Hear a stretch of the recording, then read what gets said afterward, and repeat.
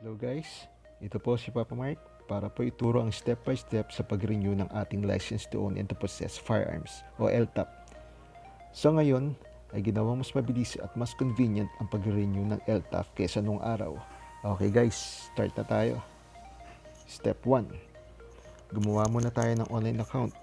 Sa pagkakataong ito, pwede natin gamitin ng ating Android cellphone. I-search lang sa Google ang FEO services at gumawa ng account. Siguraduhin na huwag kalimutan ang password dahil ito ay gagamitin natin sa lahat nating transaksyon. Fill up ng personal information at sagutin ito ng tama. Step 2. Kumpletuhin ang mga requirements.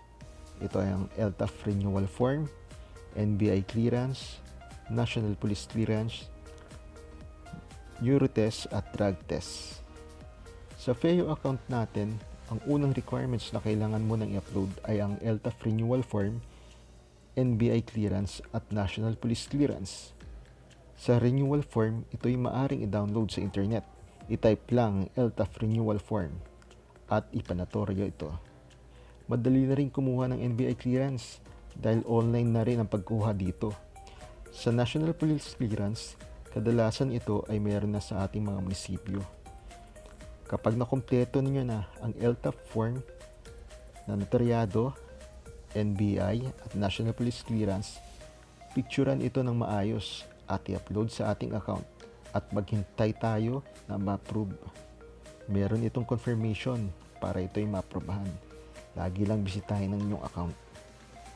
Step 3. Pag ito'y na-aprobahan na, ang susunod na asikasuhin natin ay ang neuro at drug test. Ito ay by schedule. Ang pagpapay-schedule nito ay gagawin na rin sa ating account. Sa araw na inyong schedule, pumunta sa Camp Crame at hanapin ang one-stop shop na kung saan ay doon tayo kukuha ng neuro at drug test. Sa entrance pa lang, humingi na tayo ng number para sa neuro at drug test at pumila sa counter para magbayad. Para sa neuro, ito ay 900 at 300 naman sa drug test. Siguraduhin din magdala ng 2x2 picture at lapis para sa neuro exam. Sa puntong ito, pag natapos na, antayin natin ang resulta. Ito ay makikita ulit natin sa ating online account.